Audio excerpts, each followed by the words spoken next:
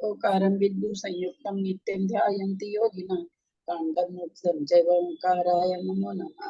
अविरल शब्द का नौका प्राचार्य सकल भूतल कलंका मुनि विरूपासी तीर्था सरस्वती हरतम दूरितम अज्ञान तिमिरांधानां ज्ञानांजन शलाकया चक्षुरुन्मिलितं येन तस्मै श्री गुरुवे नमः। श्री परम गुरुवे नमः। परम प्राचार्य गुरुभ्यो नमः। सकल कलुष विध्वंसकं श्रीशां परिवर्धकं धर्म संबंधकं भव्य जीवना प्रतिबोधकारकं पुण्य प्रकाश पापणासमिदं शास्त्रं श्री पद्म पुराण नामधेय मूल ग्रंथ करतार श्री सर्वज्ञ देवा सर्वोत्तर ग्रंथ करतार श्री गंधर्व देवा प्रति गंधर्व देवा ते संवचन सारदा मासाद्य श्रीमत् रविसेनाचार्य विरचितम् इदं शास्त्रं श्रोतार सावधानतया स्मरन्तु। मंगलम भगवान वीरो मंगलम गणी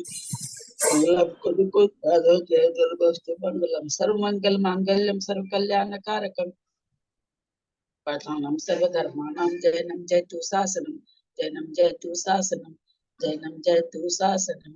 सरस्वती नमस्तुभ्यं वरदे कामरूपिणी विद्यारंभं करिष्यामि सिद्धिर्भवतु मे सदा। दासं जितवानी माता की जय।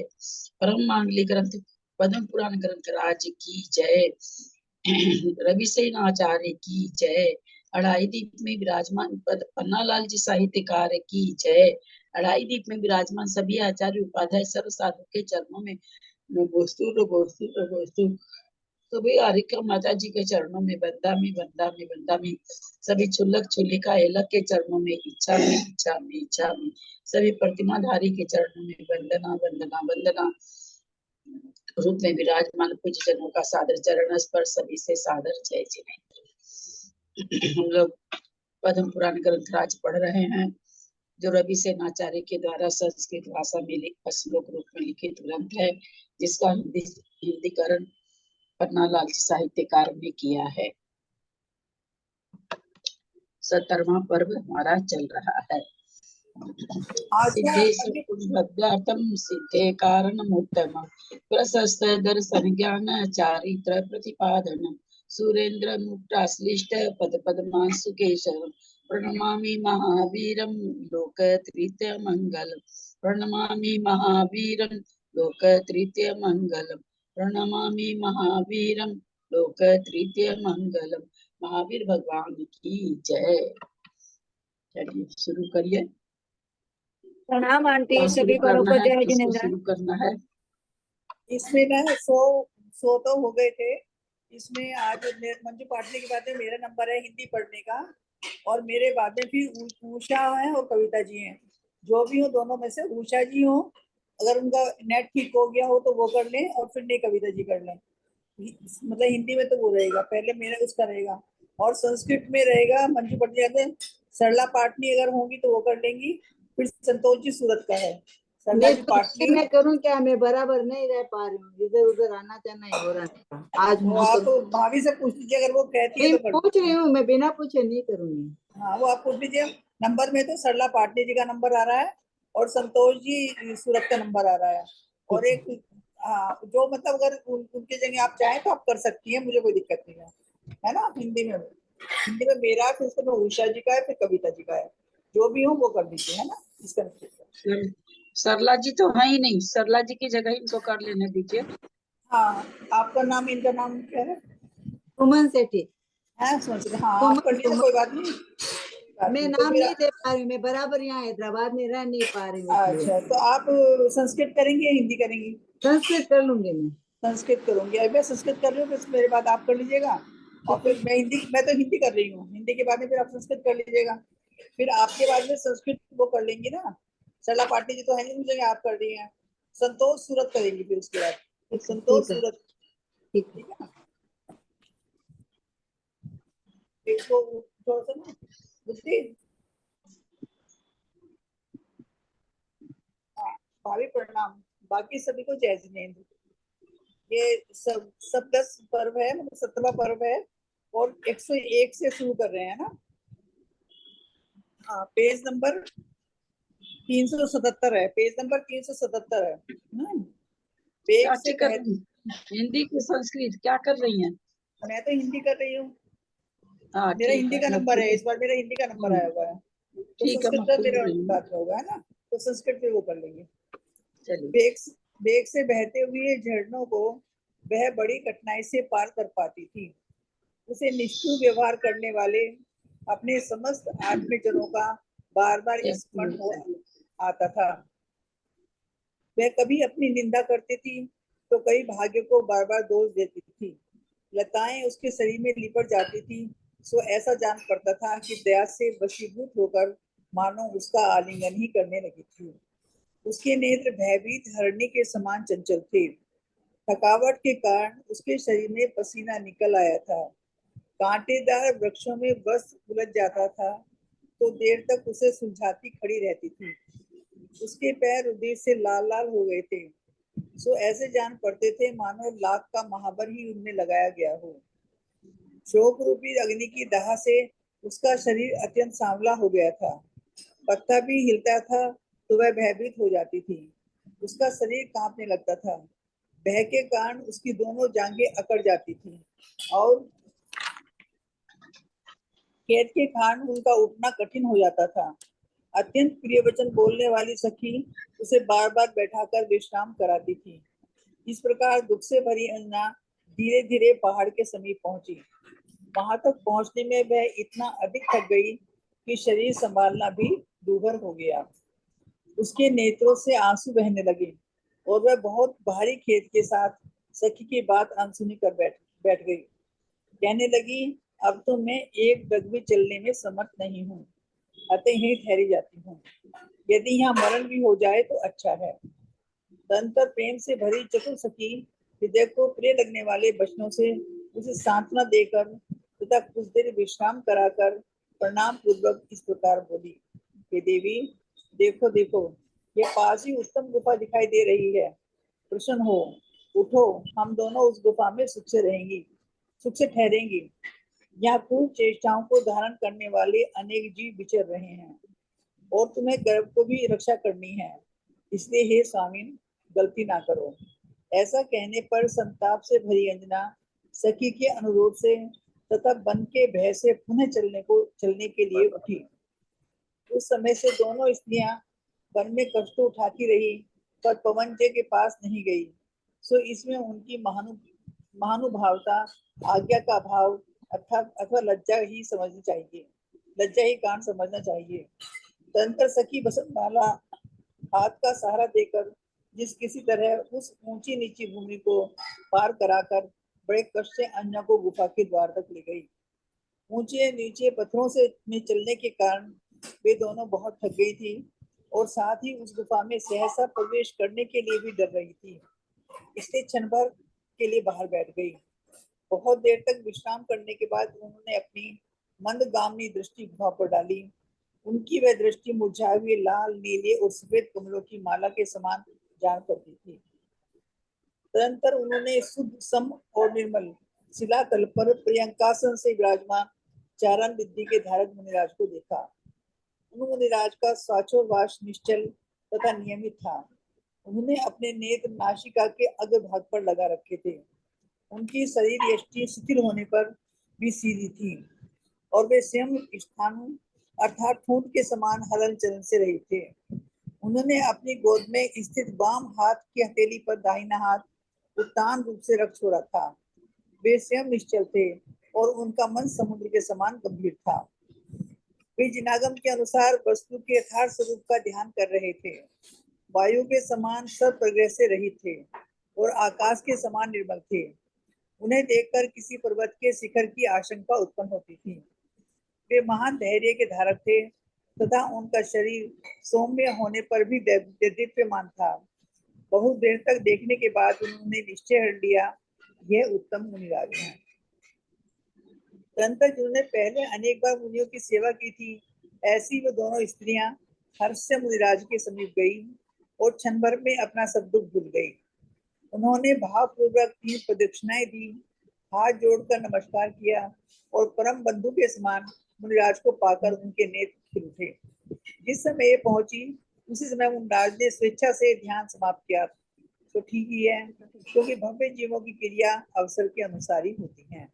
तत्पश्चात जिनके दोनों हाथ जुड़े हुए थे और जिन्होंने अपने अश्रु रहित निश्चल नेत्र मुनिराज के चरणों में लगा रखे थे, ऐसी दोनों सखियों ने कहा, हे भगवान, हे कुशल अभिप्राय के धारक, हे उत्तम चेष्टाओं से संपन्न, आपके शरीर में कुशलता तो है, क्योंकि समस्त साधनों का मूल कारण यह शरीर ही है। हे गुणों के सागर, आपका तप उत्तरोत्तर बढ़ तो रहा है। इसी प्रकार हे इंद्रिय विजय के धारक, आपका विहार उत्सव रहित तथा महाक्षमा से युक्त तो है। हे प्रभु, हम आपसे जो इस तरह कुशल पूछ रही हैं, सो ऐसी पद्धति है, यही ध्यान रखकर पूछ रही हैं, अथवा आप जैसे मनुष्य किस कुशल के योग्य नहीं हैं, अर्थात आप समस्त कुशलता के भंडार हैं।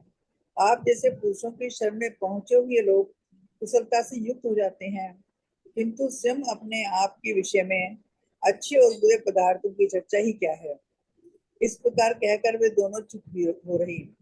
उस समय उनके शरीर विनय से नम्रीभूत थे। मुनिराज ने जब उनकी ओर देखा तो वे सब प्रकार के भय से रहित हो गई। अथांतर मुनिराज दाहिना हाथ ऊपर उठाकर अमृत के समान प्रशांत एवं गंभीर वाणी में इस प्रकार कहने लगे, हे कल्याणी, कर्मों के प्रभाव से मेरा सब प्रकार कुशल है। हे बाले, निश्चय से ये सब अपने अपने कर्मों की चेष्टा है। कर्मों की लीला देखो। जो राजा महेंद्र की निरपराधी पुत्री भाइयों द्वारा निर्वासित तपना को प्राप्त हुई है, अर्थात घर से निकाली जाकर अत्यंत अनादर को प्राप्त हुई, तदंतर बिना कहे जिन्होंने सब वृतांत जान लिया था, ऐसे महामुनिराज को नमस्कार कर बड़े आदर से बसंत माला बोली। उस समय बसंत माला का मन कुतूहल से भर रहा था। वह स्वामी का भला करने में तत्पर थी और अपने नेत्रों की कांति से मानव मुनिराज के चरणों का अभिषेक कर रही थी। उसने कहा, हे नाथ, मैं कुछ प्रार्थना कर रही हूँ, सो कृपा कर उसका उत्तर कहिए, क्योंकि आप जैसे पुरुषों की क्रियाएं परोपकार बहुल ही होती हैं। इस अंजना भरता किस कारण से चिरकाल तक विरक्त रहा और अब किस कारण से अनुरक्त हुआ है। ये अंजना महावन में किस कारण से दुख को प्राप्त हुई है और मंद भाग्य का धारा कौन सा जीव इसकी कुक्षी में आ गया है। मतलब इसने भी कह दिया, जिसने ये सुख भोगने वाली इस बेचारी को प्राणों के संशय में डाल दिया है। तंत्र, मति, सुख और अवधि, इन तीन ज्ञानों में निपुण अमित कंती नामक मुनिराज अंजना का यथावत वृतांत कहने लगे। सो ठीक ही है, क्योंकि बुद्धिमानों की यही वृत्ति है। उन्होंने कहा, हे बेटी, सुन, इस अंजना ने अपने पूर्वार्जित पाप कर्म के उदय से जिस कारण यह दुख पाया है, उसे मैं कहता हूँ। इसी जम्बूद्वीप संबंधी भरत क्षेत्र के मंदर नामक नगर में एक प्रियनंदी नामक सदग्रस्त रहता था। उसकी स्त्री का नाम जया था। उस स्त्री से प्रियनंदी के दयामंत नामक ऐसा पुत्र उत्पन्न हुआ था, जो महासौभाग्य से संपन्न तथा कल्याणकारी गुण रूपी आभूषण से भूषित था। तदंतर वसंत ऋतु आने पर नगर में बड़ा भारी उत्सव हुआ, तो नगरवासी लोगों ने उसे व्याप नंदन वन के समान सुंदर उद्यान में दमयंत भी अपने मित्रों के साथ सुखपूर्वक क्रीड़ा कर रहा था।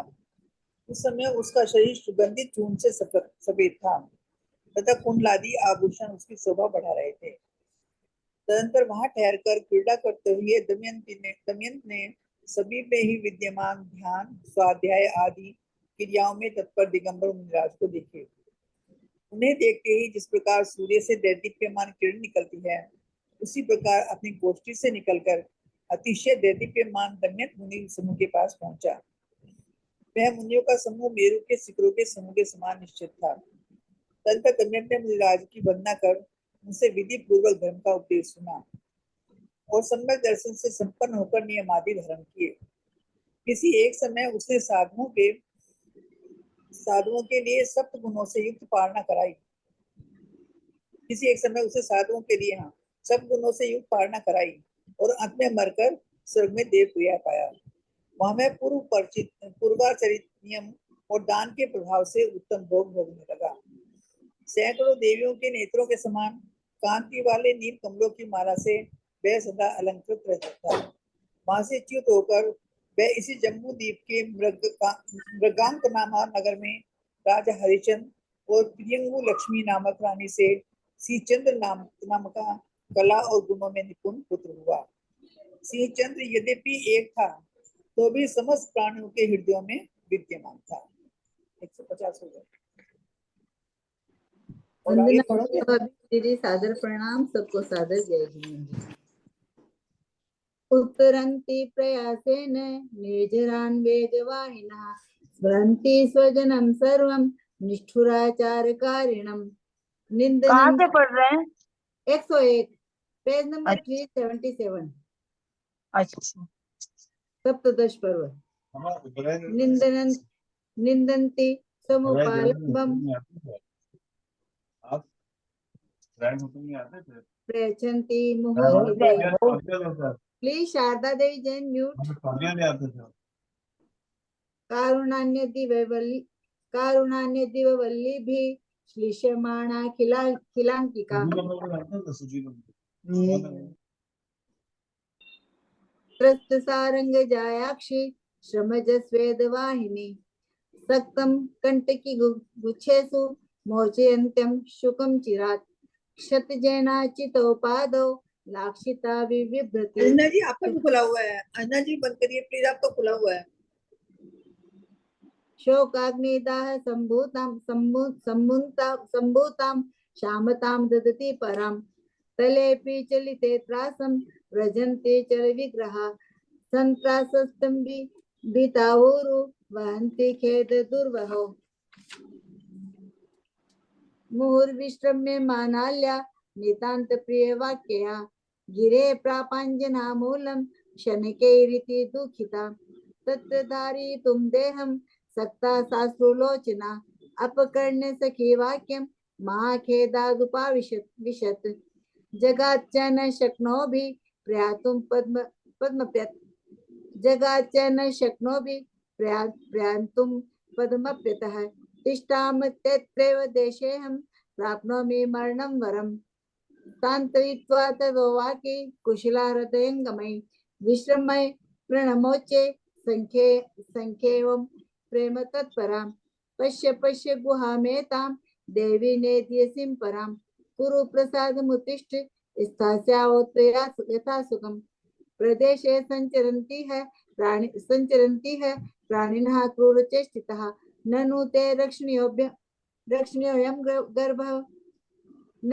रक्षणीयोऽयं गर्भः स्वामिनी मामुह इत्युक्ता सानुरोधेन सख्यावनमयेन च गमनाय समुतस्थौ भूयोऽपि परितापिनी महानुभावता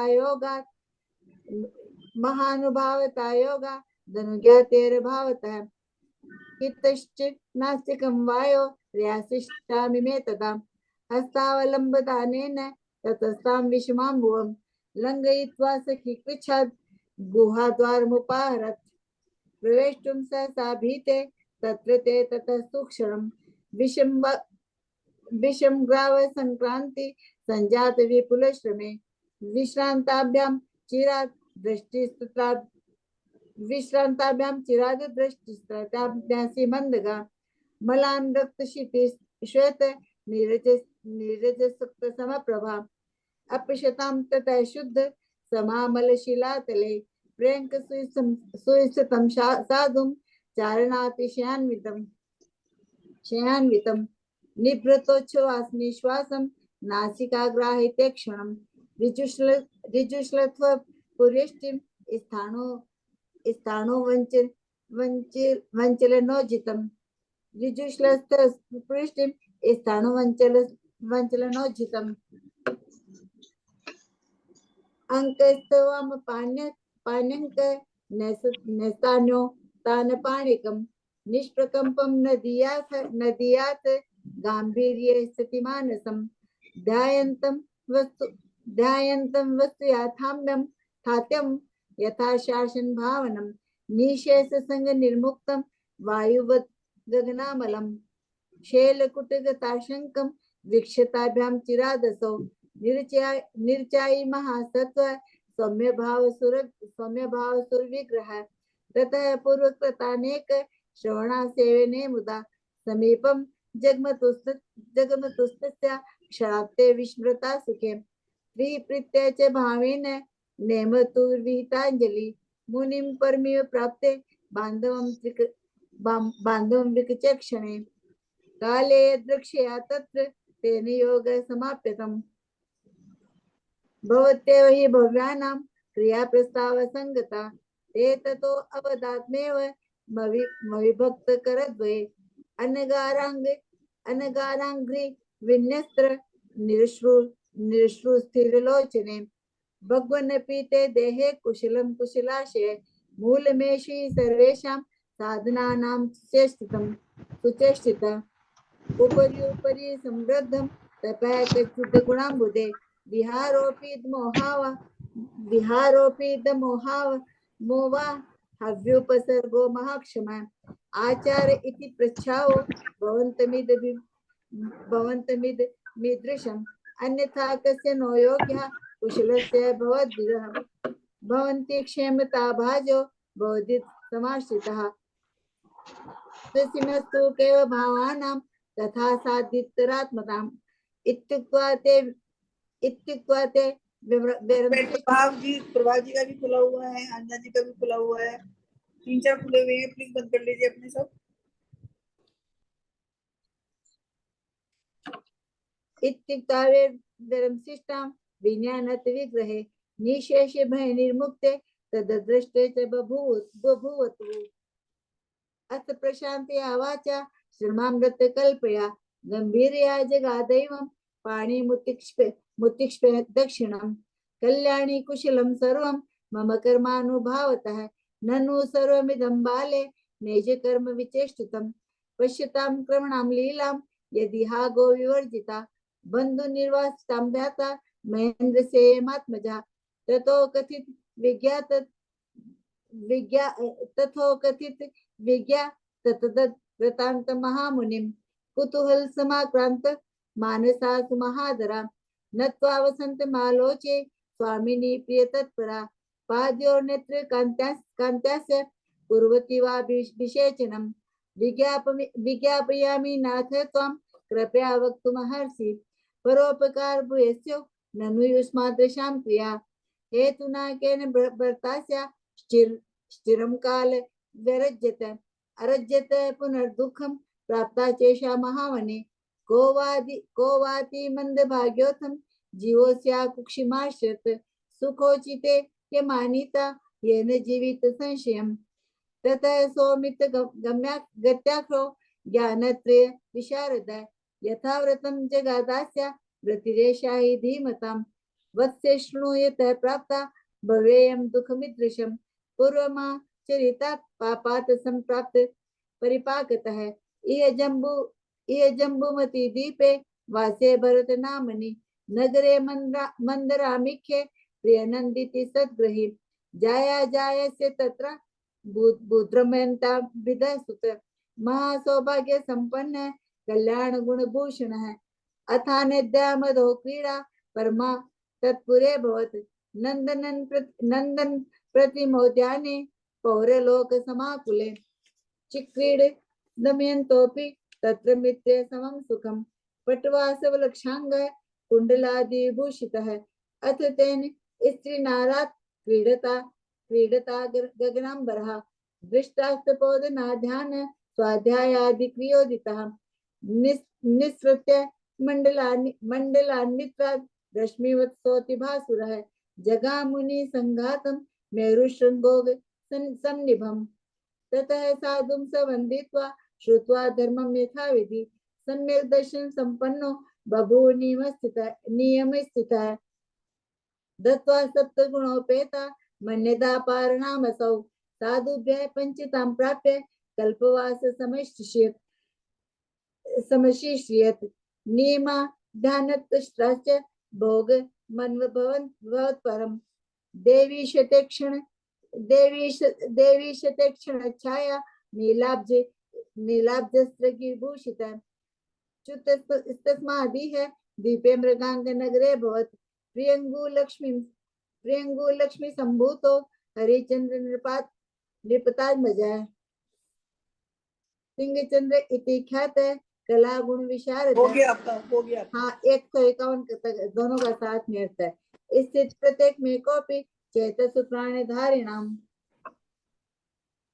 प्रणाम दीदी, सब बड़ों को सादर प्रणाम। कविता जी पढ़ेंगी, कविता जी पढ़ेंगी क्या? टूटी हुई हो तो हिंदी, क्षमा करें। हिंदी या तो उषा जी या कविता जी, कौन पढ़ रही हैं? हाँ बोलिए, है नहीं क्या? दोनों में से कोई नहीं है? हम पढ़े क्या? कोई नहीं है तो हिंदी में पढ़ ली क्या? नहीं, नंबर मैं आपको बता देती हूँ, उसके बाद आप फिर पूछ लीजिए दीदी से। अभी तो उषा जी का नंबर है, अभी तो उषा जी का नंबर है, फिर कविता जी का नंबर है। मेरा क्या? उषा आपका नंबर है, आपका रहेगा तो आपका नेट ठीक हो गया। हाँ अभी चल रहा है, ठीक है, मैं फोटो बंद कर दूंगी। हाँ आप पढ़ लीजिए, आप पढ़ लीजिए। फोटो बंद करती हूँ मैं। राम दीदी, सबको जय जिनेन्द्र। उस पर्याय में भी उसने साधुओं से सद्बोध पाकर भोगों का त्याग कर दिया था, जिससे आयु के अंत में मरकर स्वर्ग गया। वहां वह देवियों के मुख रूपी कमल वन को विकसित करने के लिए सूर्य के समान था और संकल्प मात्र से प्राप्त होने वाले उत्तम सुख का भोग करता था। वहां से च्युत होकर इसी भरत क्षेत्र के विजयाट पर्वत पर अरुण नामक नगर में राजा सुखंड। से बात किया क्या? आ रही है आवाज, आ रही है? बहुत अच्छी आ रही है। सुकंठ की कनकोदरी नामा रानी से सिंहवाहन नाम का पुत्र हुआ। इस सिंहवाहन ने गुणों के द्वारा समस्त लोगों का मन अपनी ओर आकर्षित कर लिया था। अप्सराओं के विभ्रम को चुराने वाली स्त्रियों के आलिंगन से परमाहराद को प्राप्त हुआ। परमाहलाद को प्राप्त हुआ। सिंहवाहन वहां देवों के समान उदार भोगों का अनुभव करने लगा। किसी एक समय श्री विमलनाथ भगवान के तीर्थ में उसे सद्बोध प्राप्त हुआ। सो मेघवाहन नामक पुत्र के लिए राजलक्ष्मी सौंप संसार से विरक्त हो गया। तदनंतर जो बहुत भारी संवेग से युक्त था और संसार की असारता को जिसने अच्छी तरह समझ लिया था, ऐसा सिंहवाहन लक्ष्मी तिलक नामक मुनि का शिष्य हो गया। अर्थात उसके पास उसने दीक्षा धारण कर ली। जिनेन्द्र भगवान के द्वारा कहे हुए उत्तम व्रत का अच्छी तरह पालन कर उसने अनित्य आदि भावनाओं मधु के जी आप बंद करिए ना अपना, मधु जी का खुला हुआ है। मधु जी प्लीज बंद करिए अपना। अनित्य आदि भावनाओं के चिंतन से अपनी आत्मा को प्रभावित किया। शरीर का आदर छोड़कर उसने ऐसा कठिन तपस्चरण किया कि कायर मनुष्य जिसका विचार भी नहीं कर सकते थे। वो सदा रत्नत्रय के प्रभाव से उत्पन्न होने वाली परमार्थता को धारण करता था। नाना प्रकार की रिद्धियां उत्पन्न होने से यद्यपि वह अनिष्ट पदार्थों का निवारण करने में समर्थ था, तो भी शांत हृदय से उसने परिचय रूपी घोर शत्रुओं का कष्ट सहन किया था। आयु का अंत आने पर वह निर्मल ध्यान में लीन हो गया और ज्योतिषी देवों का पटल भेदन कर अर्थात उससे ऊपर जाकर लांतव स्वर्ग में उत्कृष्ट देव हुआ। वहां पर उत्कृष्ट स्थिति का धारी हुआ और छद्मस्त जीवों के ज्ञान तथा वचन दोनों से परे रहने वाले इच्छानुकूल भोगों का उपभोग करने लगा।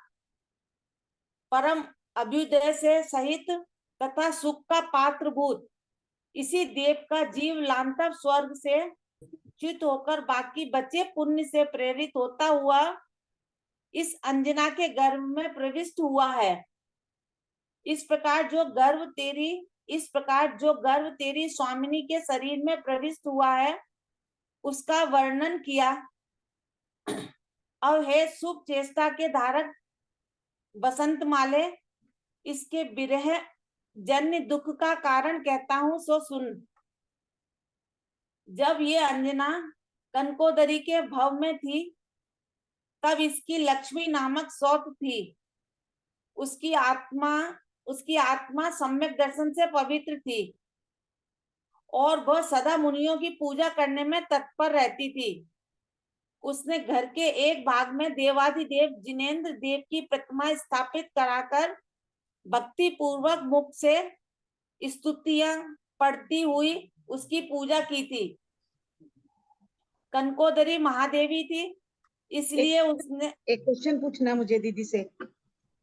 एक क्वेश्चन पूछना है दीदी से। जय जिनेंद्र दीदी नमस्कार। आत्मा सम्यक दर्शन से पवित्र कैसे हो सकती है? आत्मा तो सम्यक दर्शन से पवित्र होती है ना। कैसे होती है दीदी? मैंने कोई एग्जाम्पल। मिथ्या दर्शन से आत्मा पवित्र होती है। भाई परिणाम कौन करता? आत्मा ही तो करती है ना, जड़ तो करता नहीं है, आत्मा ही परिणामों को करती है। तो मिथ्या दर्शन में परिणाम करके आत्मा कलुषित होती जाती है। सम्यक दर्शन के परिणाम करती है तो आत्मा पवित्र होती जाती है, क्योंकि परिणाम आत्मा में होते हैं ना, शरीर में नहीं होते हैं। ठीक, धन्यवाद दीदी। एक मिनट भाभी, एक मुझे पूछना, इसमें मुझे मैंने पूछा तो बाद में पूछूंगी। ये है 142 पे, देखिए आप 142 नंबर पे उसकी स्त्री का नाम जया था।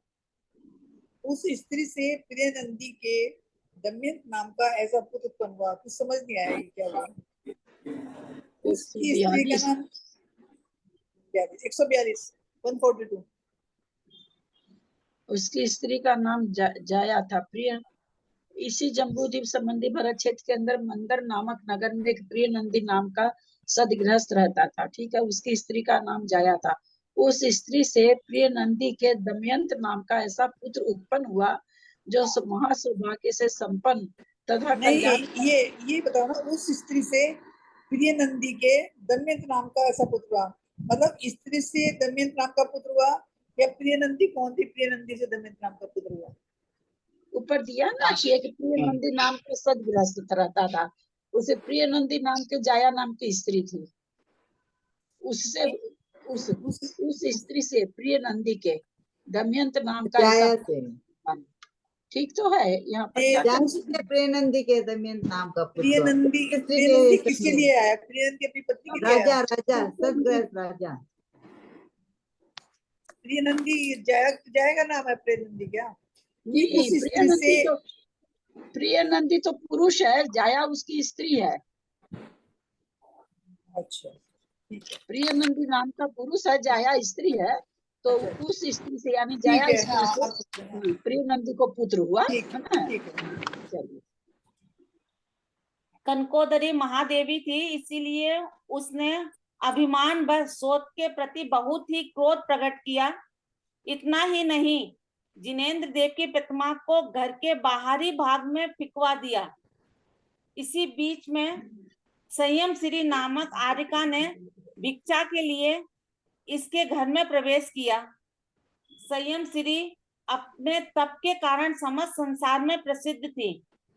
तदनंतर जिनेंद्र देव की प्रतिमा का अनादर देख उन्हें बहुत दुख हुआ। पारणा करने से उनका मन हट गया तथा इस अंजना का जीव जो कनकोदरी था उसे मिथ्यात्व ग्रस्त देख। कितना नंबर पढ़ रहे हैं? 169 का। ठीक है। पारणा करने से उनका मन हट गया तथा इस अंजना का जीव जो कनकोदरी था उसे मिथ्यात्व ग्रस्त देख उन्हें परम करुणा उत्पन्न हुई। सो ठीक ही है, क्योंकि साधु वर्ग सभी प्राणियों का कल्याण चाहता है। गुरु भक्ति से प्रेरित हुए साधुजन बिना पूछे भी अज्ञानी प्राणियों का हित करने के लिए धर्मोपदेश देने लगते हैं। तदनंतर सील रूप आभूषण को धारण करने वाली संयम श्री आरिका अत्यंत मधुर वाणी में कनकोदरी से बोली कि हे भद्रे, मन को उदार कर सुन, तू परम कांति को धारण करने वाली है। राजा तेरा सम्मान करता है तथा तेरे शरीर भोगों का आयतन है। चतुर्गति रूप संसार में भ्रमण करता हुआ ये जीव सदा दुखी रहता है। अब अशुभ कर्म का उदय शांत होता है, तभी यह उत्तम मनुष्य पर्याय को प्राप्त होता है। हे शोभने, तू पुण्योदय से मनुष्य योनि को प्राप्त हुई है, अतः गणित आचार करने वाली ना हो, तू उत्तम क्रिया करने योग है, अर्थात अच्छे कार्य करना ही तुझे उचित है। जो प्राणी मनुष्य पर्याय पाकर भी शुभ कार्य नहीं करता, उस मोही के हाथ में आया हुआ रत्न यूं ही नष्ट हो जाता है। मन वचन काय की शुभ प्रवृत्ति ही प्राणियों का हित करती है और अशुभ प्रवृत्ति अहित करती है। इस संसार में निंदित आचार के धारक मनुष्यों को ही बहुलता है, पर जो आत्महित का लक्ष्य कर शुभ कार्य में प्रवृत्त होते हैं वे उत्तम कहलाते हैं। जो स्वयं कृत्य होकर भी उपदेश देकर भव्य प्राणियों को संसार रूपी महासागर से ताड़ते हैं, जो सर्वोत्कृष्ट हैं तथा धर्म चक्र के प्रवर्तक हैं, ऐसे अनंत भगवान की प्रतिमा का जो तिरस्कार करते हैं, उन मोही जीवों को अनेक भवों तक साथ जाने वाला जो दुख प्राप्त होता है, उसे पूर्ण रूप से कहने के लिए कौन समर्थ हो सकता है। अनंत भगवान जो माध्यस्थ भाव को प्राप्त हैं, इसलिए यद्यपि इन्हें शरणागत जीवों में न प्रसन्नता होती है और न अपकार करने वालों पर द्वेष ही होता है, तो भी जीवों का उपकार और अपकार के निमित्त से होने वाले अपने शुभ अशुभ परिणाम से सुख दुख की उत्पत्ति होती है।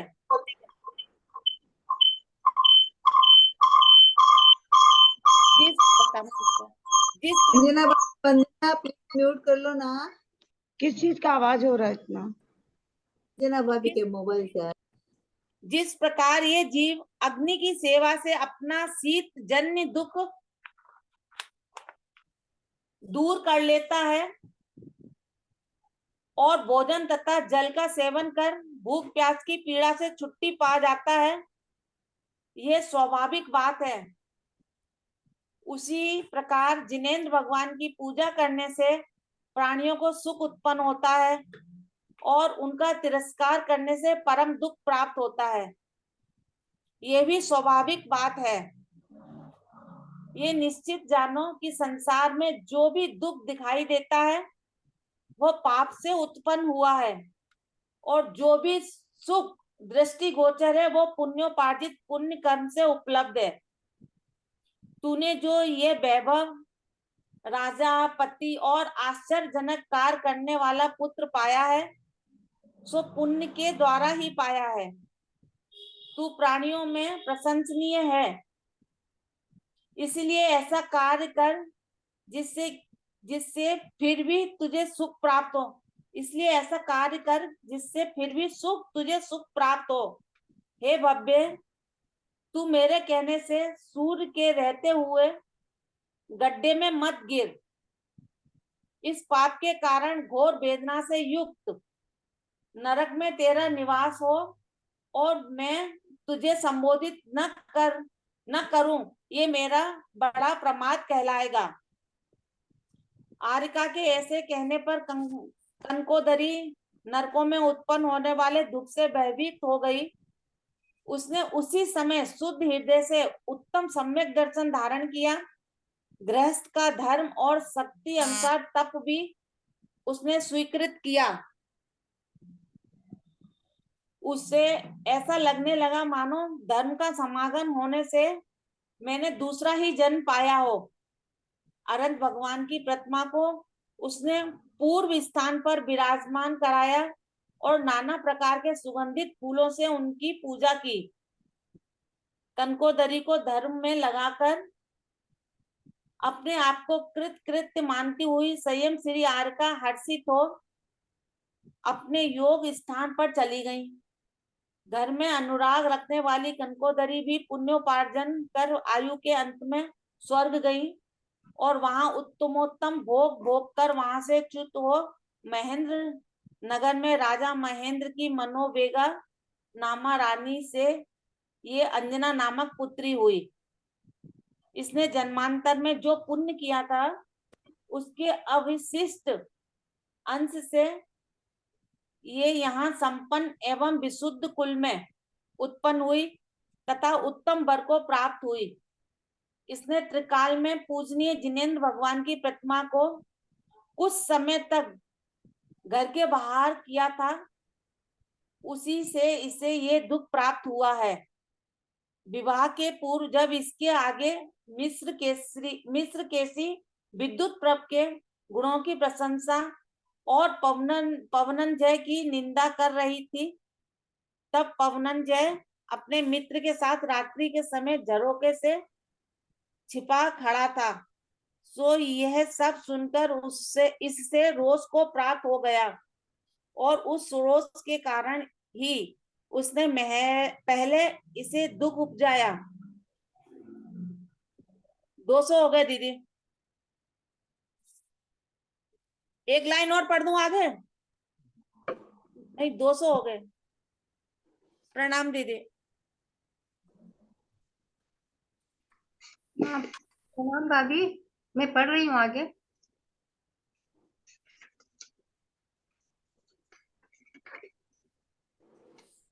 तत्रापि तद्भोग साधुभ्यो वाप्य साधुभ्यो वाप्य सन्मतिम काल धर्मेण संयुक्तो जगाम तीर्थशालय तन्नोदारम सुखम प्राप्तम संकल्प कृत कल्पनम देवी वदन राजीवे महाखंड दिवाकर च्युत्वा त्रैव तंतोवास्ये विजयार्ध महीधरे नगरे ऋण संज्ञा के सुकंठस्य नर प्रभो जायायां कनकोदर्यां सिंहवाहन शब्दित उत्पादि गुणाकृष्ट समस्त जनमानस तत्र देव योदार सभोगमनुभूतवान् अप्सरो विभ्रमस्तेन कान्तालिङ्गन लालित तीर्थे विमलनाथस्य सौन्यदाजात सन्मति निक्षिप्य तनये लक्ष्मीं घनवाहन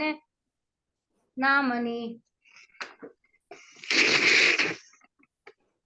पुरुषन्वेग संपन्नो विदिता सार संस्कृति लक्ष्मी तिलक संज्ञस्य मुनेरानर्चन शिष्यताम् अनुपाल्य समीचीनं व्रतं जिन्वरोदितम् अनित्यत्वादिभिः कृत्वा चेतनां भावनामयीं तपका पुरुषाचिन्त्यं तत्त्वा तन्वादरोजितं रत्नत्रितयतो जातां ददान परमार्थतां नानालब्धि समुत्पत्ते सक्तोप्यहितवारणे परिपूर्ण घोरान दिशय सुमानस विराम मासाद्य ध्यानमास्थाय निर्मलं ज्योतिषां पटलं भित्त्वा लान्तवे भूतसुरो महान् इच्छानुरूप मासाद्य तत्र भोगं परिस्थिति छद्मस्तजन्धिवाचां स्थितं संत्यज्य च्युत्वा पुण्यावशेषेण प्रेरित परमोदय कुक्षिमस्याविवेशयायं जीव सौख्यस्य भाजनम् एवं तावदयं गर्भ स्वामिन्यास्ते तन्नुं श्रित हेतुं विरह दुःखस्य शृणु कल्याण चेष्टिते भविष्य कनकोदर्या लक्ष्मीर्नाम सपन्यभूत कनकोदर्या लक्ष्मी नाम संपत्त्यभूत सम्यक दर्शन पूर्तात्मा साधु पूजन तत्परा प्रतिमा देव देवानां प्रतीके सन्मन्यतया स्थापयित्वार्चिता भक्त्या स्तुति मंगल वक्त्रया महादेव्यभिमानेन सपत्ने कृतया तया चक्रे वाह्यावकाशेषु जिनेन्द्र प्रतियातना अत्रांतरे विशदगेह मत्स्याभिक्षार्थ मारिका संयम श्री रीति ख्याता तपसा विष्टपे खिले तथा परिभवं दृष्ट्वा सापर्यत् प्रतियातनम यथावती परम दुःखम पारनापेत मानसा इमां च मोहिनीं दृष्ट्वा परम कारुण्यमागता साधु वर्गो हि सर्वेभ्यः प्राणिभ्यः शुभमिच्छति अपृष्टोऽपि जन साधुर्गुरु भक्ति प्रचोदितः अज्ञ प्राणी हितार्थं च धर्मवाक्ये प्रवर्तते अवोचत ततः सेवं शीलभूषणधारिणी तदैमामितया वाचा माधुर्यमुपमोज्जितम् भद्रे शृणु मनः कृत्वा परमदुत्ते नरेन्द्रकृत संभाने भोगायन विग्रहे भवे चतुर्गतो भ्राम्यन् जीवो दुःखेचित् सदा सुमानुष त्वमायाति शमे कटुक कर्मणः मनुष्य जाति मापन्ना सा त्वं पुण्येन शोभने मा भुज्जु गुप्सी ताचारा कर्तुं योग्यसि सत्क्रियां लब्ध्वा मनुष्यतं कर्म यो नादत्ते जन शुभं रत्नं कर्गतं तस्य भ्रंशमायाति मोहिनः कायवाक चेतसां वृत्ति शुभा हितविधायिनी सेवे तरेतराधानकारिणी प्राणधारिणां स्वस्य ये हितमुद्दिश्य प्रवर्तन्ते सुकर्मणि उत्तमास्ते जनालोके निन्दिताचार भूयसी कृतार्था अपि ये सन्तो भो दुःखमहार्णवात् तारयन्ति जनान् भक्त्यानुपदेश विधानतः उत्तमोत्तमतां तेषां विभ्रतां धर्मचक्रिणाम् अहन्तां ये संस्कारं प्रतिबिम्बस्य कुर्वते जन्तूनां मोहिनां तेषा यदनेक भवानुगम दुःखं संजायते कष्टे दुःखतुं शक्नोति कास्नर्यतः यद्येषां प्रपन्नेषु प्रासादो नोपजायते न च कारणनिष्ठेषु द्वेषो माध्यस्थ्यमीयुषाम् स्वस्तामतथापि जन्तूनां परिणामाच्छुभाशुभात् तदुद्देशेन संजातात् सुख दुःख समुद्भव यथाग्ने सेवनाचित्ते दुःखं जन्तु पोहते क्षुतृष्णा परिपीडां च भक्तशिताम्बुसेनात् निसर्गोऽयं तथा येन जिनाना मर्चनात् सुखं जायते प्रणीनां दुःखं परमं सुखं दृश्यते लोके दुःखं तत्पापसम्भवं सुखं च चारितात् पूर्व सुकृतात् इति स्विद्यताम् सा त्वं पुण्येरिमां वृद्धिं भर्तारं पुरुषाधिपं पुत्रं चाद्भुत कर्माणं प्राप्ता श्लाघ्या सुधारीणाम् तथा कुरु यथा भूयो लप्स्यसे सुखमात्मनः मद्वाक्यादवटे भव्ये मा पप्त सती भास्करे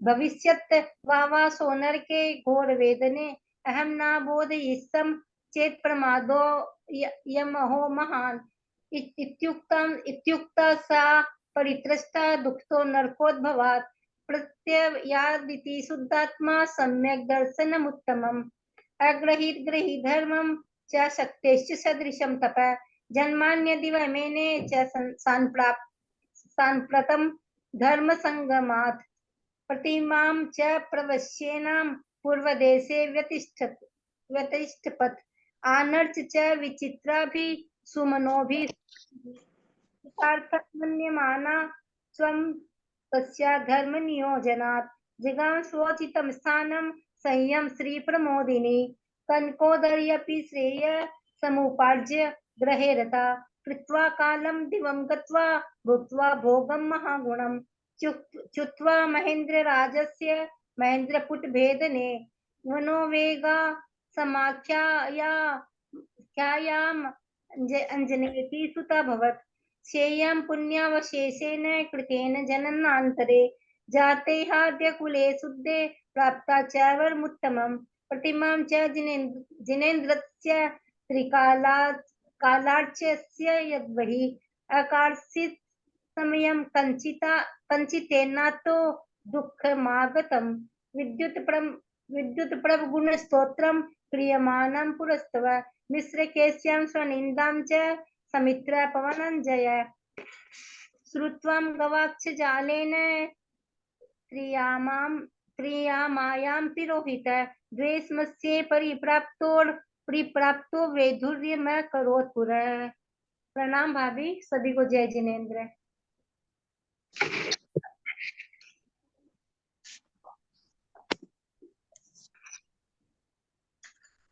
दीदी प्रणाम। इसमें जैसे 22 घड़ी छुपाती है अंजना मूर्ति को, 22 घड़ी 24 मिनट वाला ही लेंगे ना?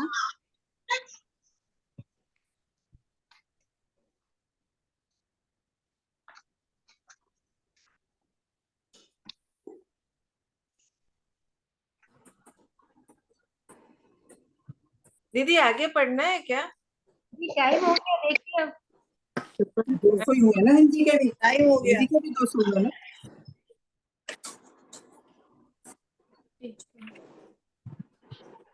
चतुर्दशी कब है दीदी? कल 11 22 तारीख की, 22 तारीख को, 22 तारीख को, बुधवार को, 22 तारीख बुधवार को। कल तो क्लास शाम की नहीं होगी ना, रविवार है। कल एकादशी।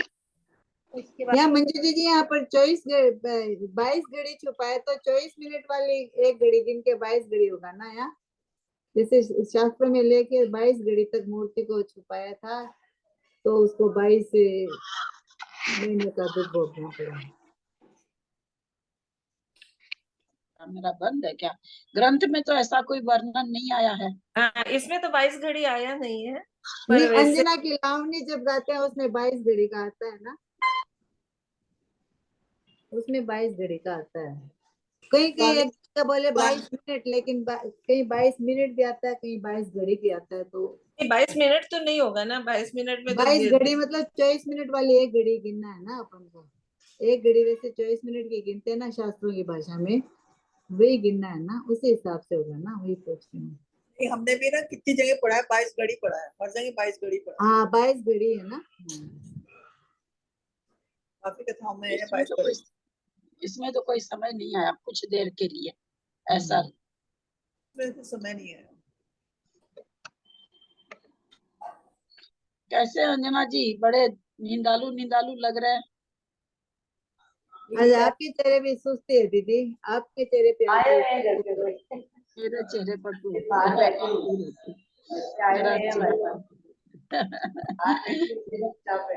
सदाबहार चेहरा है मेरा तो। सुस्ती लग रही है, सदाबहार नहीं, आज सुस्ती लग रही है। घर में जा रहे होंगे ना अभी, रोज तो आना जाना कर रहे होंगे तो उससे भी फर्क पड़ता है। लोग खाली आहार के लिए जाते हैं, सुबह के प्रोग्राम वगैरह में तो जाते नहीं है। 8:30 में गए, 8:30 पौने 9 में निकलते, 12 बजे तक घर आ जाते हैं। अभी कब कल रवाना होंगे क्या? अभी जी बेंगलोर से बाहर कल निकलेंगे क्या महाराज जी? बिहार बेंगलोर से बाहर परसों परसों कल तो सारे दिन कार्यक्रम है। दीदी कल 3 बजे ही होगा क्या स्वाध्याय? अभी तीन कुछ नहीं कर सकती, अभी तो ताकत लगा रही, जोड़ रही हूँ ताकत की, कल जाऊं क्या। इनको बार बार बोल रही हूँ कल चलिए ना, कल चलिए ना। अभी कुछ भी पता, अभी मतलब जस्ट अभी पूछिए तो अभी तो ना है। अभी तो ऐसे लग रहा है कि नहीं जा पाऊंगी, मतलब हाँ। और थोड़ी सी देर में सुबह उठेंगे तो थोड़ा लगेगा, प्रेस व्रेस तो हो सकता है, हार देने चले जाए।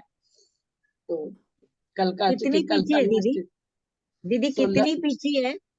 16 पीछी है। जी जी, माता जी लोग भी है शायद उसमें। हाँ, माता जी भी है, चिमकानी जी भी है, चुल्लक जी भी है, मुनि महाराज भी है, आचार्य भी है। 2 तो सगी देरानी जेठानी है दीदी उसमें। हाँ सगी देवांगी ठाणे दोनों हाँ। भाई भी हैं। हाँ हाँ दोनों सगे भाई भाई हैं। दोनों पुण्य सागर जी के पास रहते थे, दीक्षा यहाँ ली।